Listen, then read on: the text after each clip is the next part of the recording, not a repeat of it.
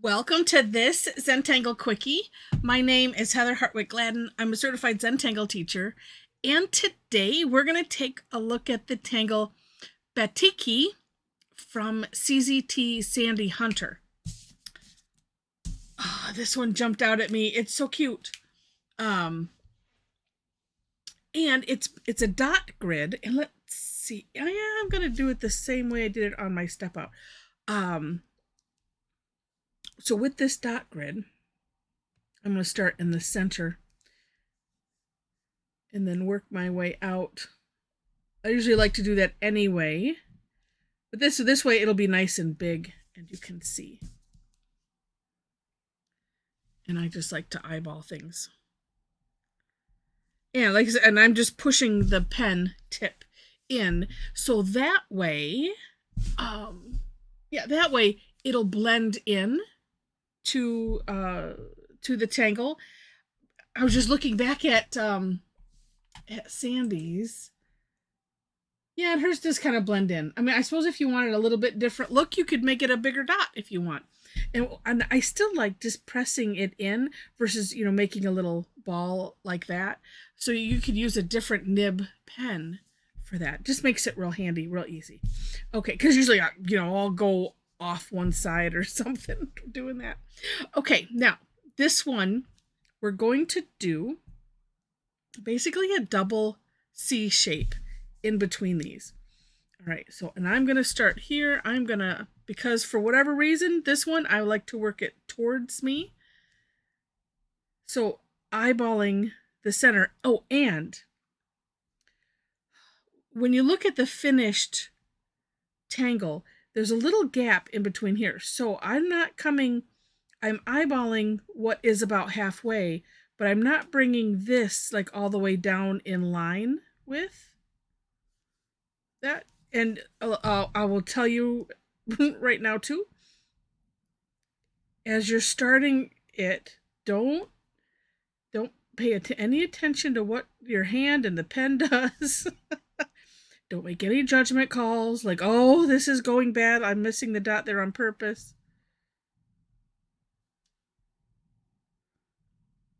Just, it was one of those don't worry about it. Now, I am liking to do it one direction so I can use the natural curve of my hand. Then I'm going to flip it over. And on my version of the step outs, that's what I did just because I'm weird and I like to separate some of these things out so you can see, oh, that's a C shape. Okay, I got it. Because that's what I needed. And sometimes, a lot of times still do. So when I come up to something like that, that's why I will separate that out just so you can see. All right, so then when we do the flip side, just make sure to leave a gap. So really, I take back what I said before. It doesn't matter how you do this part. It's just when you're coming on the other side, just leave a gap. So then you don't have to worry about anything. But we are coming back to the original dot grid that we laid. And like I said, if it starts looking wonky, it's all good. Don't worry about it. Because that's what I had to tell myself as I was doing it. I'm like going, let's just wait till it's done. Let's just, And then when it's all done, you're like, oh, look at that. Isn't that neat? So just have faith. Don't worry about it. Okay. So once we have one direction done, we're going to flip it, do the same in the other direction. So this is, let's see, Bales, the tangle, let me do it. I can talk while I'm doing it. Or so I think. No, it kind of like, I think it's, Fife, if you've done that tangle, where it starts off with a dot grid and we're just doing seed shapes. That one, though, for some reason, I think we put a diagonal in or something. I have to go back and look. But it's similar to others, but we're doing a double C shape versus just, one C shape. So what a neat concept. And I love, some people's creativeness. This is like, oh, well, we have, and I don't know what Sandy's thought process was, but it's like, oh, well, look it. Let's just do, two. Actually, you know what? I take this back because I'm looking at her website, which is a link in the description section. You'll see the inspiration.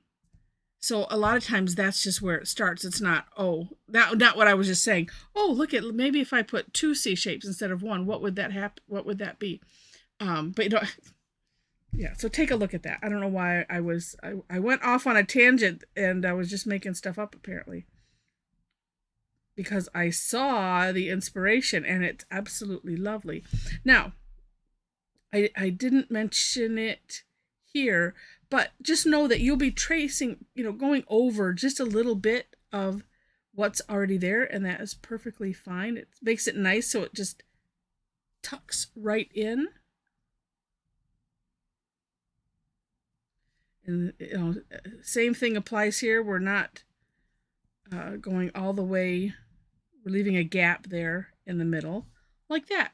All right, now it's kind of like playing with peanuts, right? And you. All right, now the next step could also be replaced with something else. If and when, let's just change it to when you go and look at the For More Inspiration link, you will see all kinds of ideas on what you can do inside these okay, we're going to call them peanut shapes, and then also in the middle. So in my version of the step out, I ended up just putting something in the middle because it is kind of decorative, and so you're not stuck with it. But what we're going to do is what Sandy has in the step out, and that is kind of aura the inside. We're putting a little seed shape on the inside and filling it in. Now you could, well, let's see, did she do this in there? Oh yeah, she did sort of. My brain went to, if I do this, you could leave it open. You could like fill in one side so it looks like, it's never mind. It looks like eyeglasses with a winking eye. Anyway, my brain. But like I said, there's a lot of options. What she did was she kind of did the reverse of this. So put in the seed shape and then filled in everything around it. Now, a nice thing with having so many options is if you are just not happy with something that you did, I call them course corrections. So you can figure out, well, what kind of course correction might best fit the circumstance. So maybe it is, I really need to go, and adjust these outsides. So that could be, I'll do this and I'll fill in the peanut shape. And that could be just whatever you do, you just do it with everything, and you keep that secret. Nobody knows. That's the hardest part of Zentangle. Well, okay, one of two.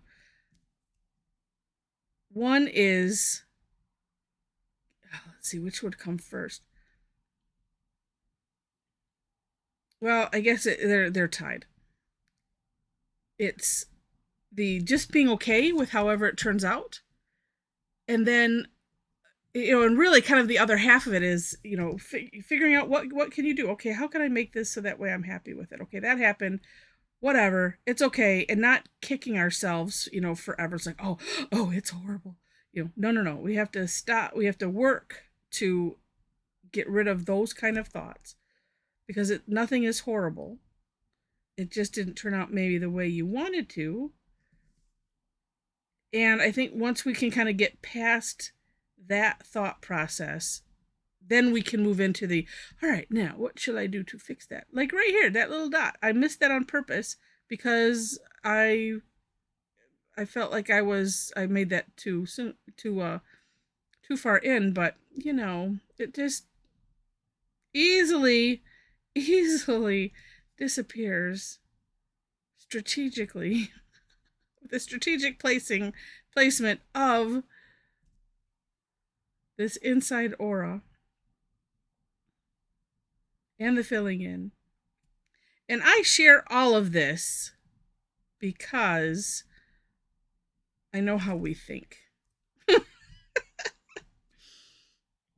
And it's one of those, if I can help even one person just kind of get past that, then I feel like my job is done. And it is hard. We kind of all grown up in this world of, well, things must be done a certain way. And even with art, it's however you want it to be done, and it's all good. And if it ends up a little wonky, it's called whimsical. You can use wonky, that's okay. But we changed it to whimsical. The new whimsical. All right, so in the inside, like I said, there's many things you can do. What I'm going to do, I'm going to put an orb or a big dot in the center. And then, because this looks like what Sandy did in hers. And I'm going to bring a seed shape kind of coming out of each side, kind of pointing. And I'm just going to put, well, try for maybe a little less of a wispy line in the center.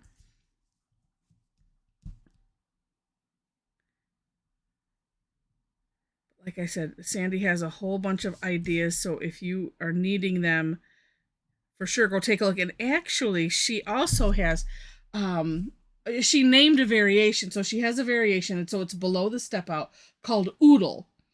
And that one, just look at, she did this, but wait, let's see. It almost looks like she either had these meeting or put a smaller seed shape towards the center, but like maybe coming out about halfway. You can take a look and see. She didn't necessarily put step outs for it, but you can kind of see how it's constructed. And really, it's just how you decorate that, the peanut shapes. This is what I should have done from the beginning. Same direction. Oh, you know what? And I could.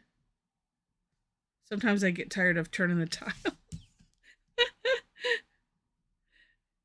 Sometimes I worry about, am I making everybody dizzy with how many times I turn the tile? But it's what we do.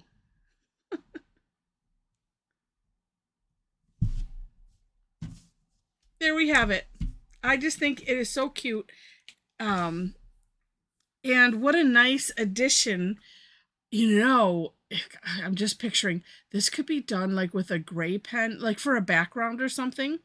Just, if you're putting together, because a lot of us really like the flowery organic type of tangles. And I think maybe that's what jumped out at me with this, because I'm like, oh, this would just fit in so nicely with that kind of idea. And yeah, I just thought it was super cute. And I hope you did too. So if you enjoyed this, please click on the like button. And if you liked it enough to see more and you haven't subscribed yet, please subscribe to the channel. I didn't do any shading though, did I? No. So, I know, like I listen to other YouTube people, and they say all that stuff at the beginning. And sometimes I do. Sometimes I just mix it up. How should we shade? This is almost one that is kind of fine without it. Kind of more fine without it. But let's do this. Let's put some, we'll make it kind of tufted. So I'm just going to put a little bit of graphite at these intersections. We'll start there. We'll see how we like it. If we don't, it doesn't matter. We're stuck with it. Because Heather doesn't use an eraser. All right, where's my good one? I have all these with colors. All right, we'll just use this. I probably didn't need to put any. So I'm just bringing it into those peanut shapes.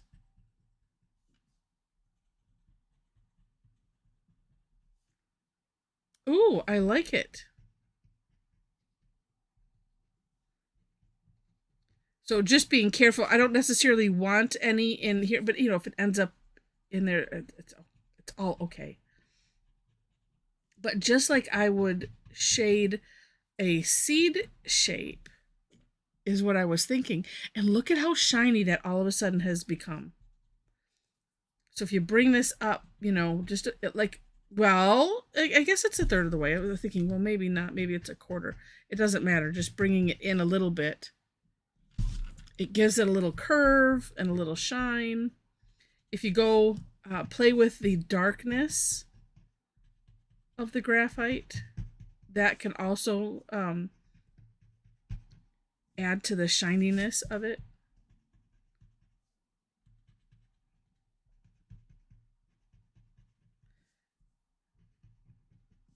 So I just put the little ball there, and then, using it, and like I said, try working not to get it into those center bits.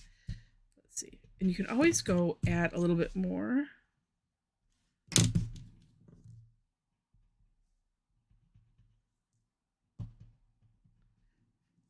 Okay.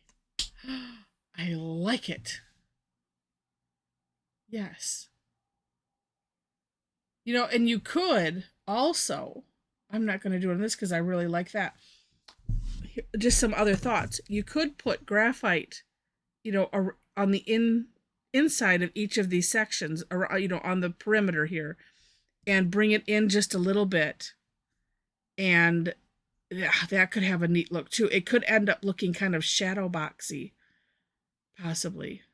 That's what I'm thinking, because usually that happens nicely when you have curves in there.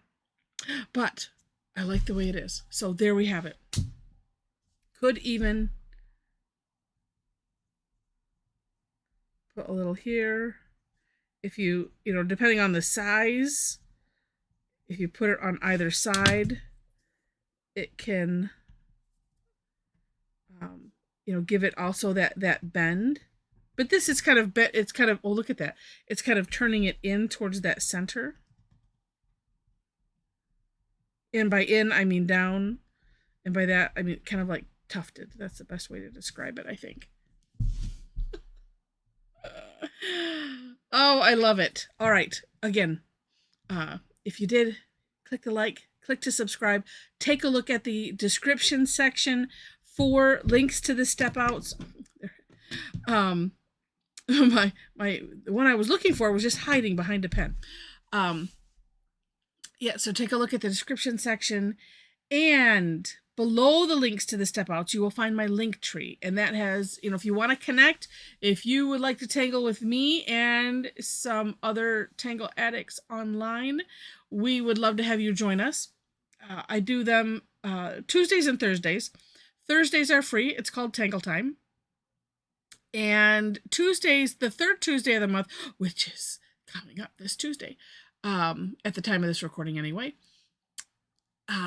is Tough Tangle Tuesday. That one is also free. The other ones on Tuesday are either, they have a fee of some sort. I do have the first Tuesday reserved as a club member exclusive event that we call Razamatanga. It's a fun game. And just an amazing Zentangle practice. So, all the information is there in the link tree. Also, if, and I do have, you'll notice that there are a couple links for some specific sites where I post classes, but I also post them on my Facebook page, so you can follow me there. And if you want to join our Tangle Addicts group, there is a link there as well.